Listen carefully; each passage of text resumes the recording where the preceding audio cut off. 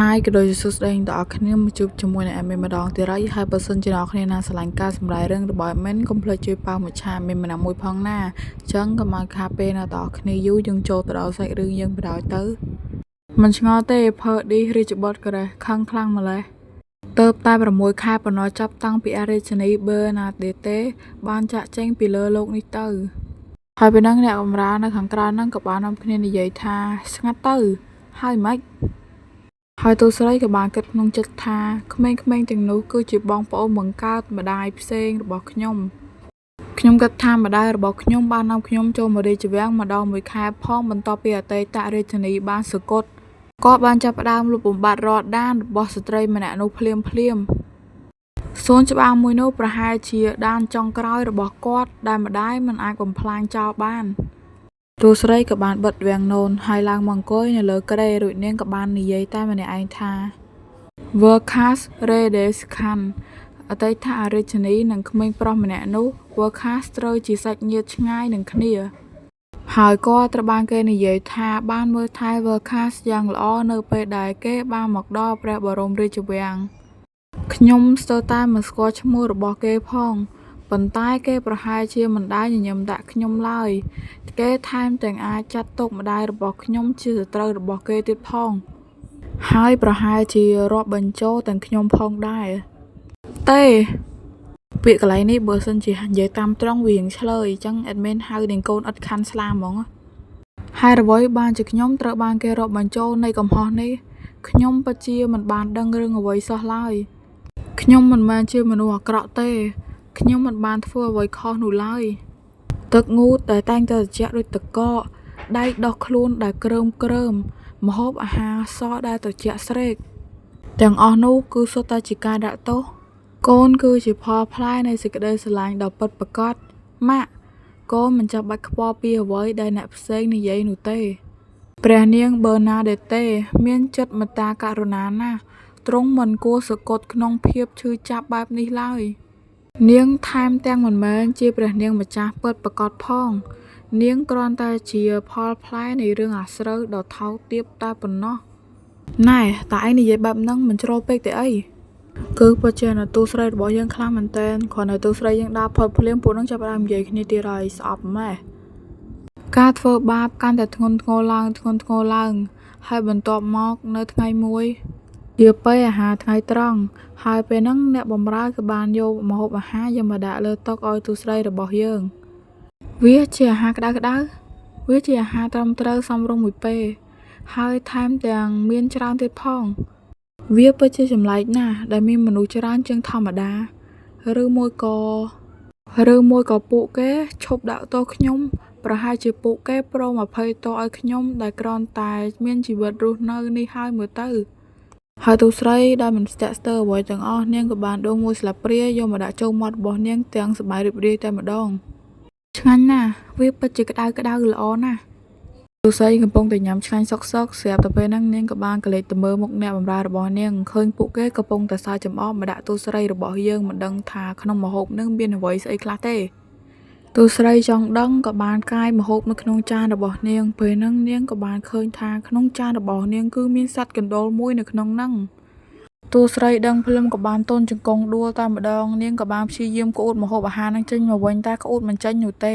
ក្អួតមិនចេញមកលេបចូលកាពះបាត់ហើយនេះអូយបើសិនជាអេដមីនក៏អេដមីនត្រង់អត់បានទេនេះអូយអាណិតទូស្រីយើងនេះតើភាពឯកោឬភាពអត់សុខពិតជាបញ្ហានៅទីនេះមែនទេនៅទីកន្លែងដែលស្រស់ស្អាតនិងស៊ីវិល័យបំផុតនៅលើโลกនេះខ្ញុំត្រូវបង្ខំចិត្តតស៊ូរៀងរាល់ថ្ងៃជាមួយនឹងភាពអត់ឃ្លានតើកូនធ្លាក់ខ្លួនដល់ស្ថានភាពបែបនេះដោយរបៀបណាតែសម្លេងដែលបាននិយាយនោះគឺជាសម្លេងម្ដាយរបស់ទូស្រីម៉ាក់មកទីនេះដោយសារតែមេដោះរបស់កូនធ្វើលោឡាច្រើនពេកប៉ុណ្ណោះម៉ាក់ហើយពេលនោះទូស្រីក៏បានស្រែកយំយោតែម្ដងអញ្ចឹងរហូតមកដល់ពេលនេះខ្ញុំរស់បានដោយសារតែផ្លែឈើនិងទឹកឃ្មុំដែលមេដោះឲ្យខ្ញុំប៉ុណ្ណោះពួកគេមិនដែលឈប់ប្រមាថយើងទេម៉ាក់សុំកុំបណ្ដោយឲ្យពួកគេធ្វើបាបកូនទៀតអីធ្វើឲ្យគ្មាននរណាម្នាក់អាចធ្វើបាបកូនបានទៀតឡើយហើយហេតុអ្វីបានជាម៉ាក់ត្រូវធ្វើបែបនោះណែមិនម្ដាយគេនិយាយចឹង អូខេអ្នកនរគ្នារឿងរបស់យើងក៏បានមកដល់ទីបញ្ចប់ហើយនិយាយលេងតានេះតើសាច់រឿងយើងវិញតាលីយ៉ានេះជាវាំងរបស់កូនហើយអ្នកបម្រើគ្រប់គ្នានៅក្នុងប្រាសាទនេះគឺជាទ្រព្យសម្បត្តិរបស់កូនកូនអាយុ9ឆ្នាំហើយកូនមិនអាចចេះតែទួញសោកប្រាប់ម៉ាក់គ្រាន់តែដោយសារតែកូនមិនអាចគ្រប់គ្រងរឿងរ៉ាវរបស់ខ្លួនឯងបាននោះទេកូនគឺជាបុត្រីរបស់ព្រះចៅអធិរាជម៉ាក់ពិតជាមិនយល់ទៅសោះថាហេតុអ្វីបានជាកូនមិនឲ្យមនុស្សឥតន័យបែបនោះមកជិះជាន់លើកូនបាននិយាយតាមត្រង់វាគួរឲ្យខ្មាស់គេណាស់ដែលកូនស្រីរបស់ម៉ាក់ឆោតល្ងង់នឹងទន់ខ្សោយដល់ថ្នាក់នេះតើអ្វីទៅជាបែបនេះម៉ាក់យើងក៏បានឃើញម៉ាក់ទូស្រីកំពុងតែអង្គុយគិតរឿងអ្វីមួយហើយគាត់ក៏បាននិយាយថាសាកធ្វើបែបនេះមើលម៉ាក់នឹងទុកឆ្មាំងដែលមានប្រយោជន៍ម្នាក់នៅទីនេះឲ្យកូនគេគឺជាមនុស្សដែលម៉ាក់បានចំណាយពេលយ៉ាងយូរដើម្បីទូន្មាននិងបំបាក់ផ្លូវចិត្តយ៉ាងល្អិតល្អន់គេនឹងមានប្រយោជន៍ខ្លាំងណាស់ប្រសិនបើកូនចេះប្រើប្រាស់គេបានត្រឹមត្រូវកូនមិនត្រូវការមនុស្សបែបនោះទេកូនគ្រាន់តែចង់រស់នៅជាមួយម៉ាក់តែប៉ុណ្ណោះម៉ារបស់ទូស្រីក៏បានសម្លឹងមើលទូស្រីដែលកំពុងតែយំស្រស់ស្រាក់ស្រស់ស្រាមដែលគួរអាណិតខ្លាំងមែនទែនហើយគាត់ក៏បាននិយាយថាតាលីយ៉ារឿងទាំងអស់នេះបានចាប់ផ្ដើមដោយសារតែម៉ាក់ប៉ុន្តែកូនដឹងទេហេតុអ្វីបានជាគ្មាននរណាម្នាក់ហ៊ានដាក់កណ្ដូលនៅក្នុងស៊ុបរបស់ម៉ាក់ហេតុអ្វីបានជាទឹកងូតរបស់ម៉ាក់តែងតែមានកម្ដៅអ៊ុនៗនិងក្រអូបប្រហើរហេតុអ្វីបានជាតុអាហាររបស់ម៉ាក់តែងតែមានម្ហូបអាហារយ៉ាងហូរហៀរហើយហេតុអ្វីបានជាពួកវាមានទាំងហ៊ានយកសបិនធ្វើដាក់ម៉ាក់ដោយដែលពួកវាធ្វើដាក់កូននោះតើឲ្យម៉ាក់ប្រាប់កូនពីការសង្មត់ទាំងនោះទេគឺមកពីពួកវាខ្លាចម៉ាក់ពួកវាមិនទាំងហ៊ានគិតធ្វើបែបនោះដាក់ម៉ាក់ផងអ្នកខ្លះថែមទាំងសម្លឹងមើលមកម៉ាក់ដោយក្តីកោតសរសើរនិងកោងខ្លាចទៀតផងប្រកបណាស់គឺមានមនុស្សរាប់មិនអស់ផ្សេងទៀតដែលគ្មានអារម្មណ៍អ្វីក្រៅពីការស្អប់និងការមើលងាយនោះទេប៉ុន្តែសូម្បីតែពួកវាក៏មិនហ៊ានប៉ះពាល់ម៉ាក់ដែរពួកវារវល់តែប្រុងប្រយ័ត្ននឹងការពារខ្លួនពីម៉ាក់ខ្លាំងពេកព្រោះតែម៉ាក់គឺជាការគំរាមកំហែងសម្រាប់ពួកគេចងចាំរឿងទាំងនេះទុកឲ្យច្បាស់អ្នកខ្លាំងនិងស្រស់ស្អាតតែងតែត្រូវបានគេខ្លាចរអានិងច្រណែនស្អប់ខ្ពើមប៉ុន្តែអ្នកទន់ខ្សោយហើយស្រស់ស្អាតពួកវាគ្មានអ្វីក្រៅពីជនរងគ្រោះនោះឡើយជាពិសេសនៅទីនេះនៅក្នុងព្រះបរមរាជវាំងប្រសិនបើកូនមិនចង់ឲ្យត្រូវបានគេជន់ឈ្លីដោយពួកសត្វសាហាវដែលនឹងមកយាយីកូនយ៉ាងហោចណាស់កូនដាច់ខាតមិនត្រូវបណ្ដោយឲ្យពួកវាឃើញពីចំណុចខ្សោយរបស់កូនឡើយនៅពេលយប់ដែលជាពេលដែលកូនស្រីរបស់យើងចូលគេងយើងបានឃើញថាកូនស្រីរបស់យើងគឺពិតជាមានភាពភ័យខ្លាចខ្លាំងមែនទែនគ្មាននរណាម្នាក់មកការពារខ្ញុំឡើយពួកវានឹងត្រូវជន់ឈ្លីមនុស្សទន់ខ្សោយតែងតែត្រូវបានគេជន់ឈ្លីអ្នកម្ដាយនិយាយត្រូវហើយខ្ញុំទន់ខ្សោយព្រោះតែខ្ញុំប្រព្រឹត្តខ្លួនដូចជាអ្នកទោសកាយវិការរបស់ខ្ញុំខ្សែភ្នែកដ៏អៀនព្រានភ័យខ្លាចរបស់ខ្ញុំ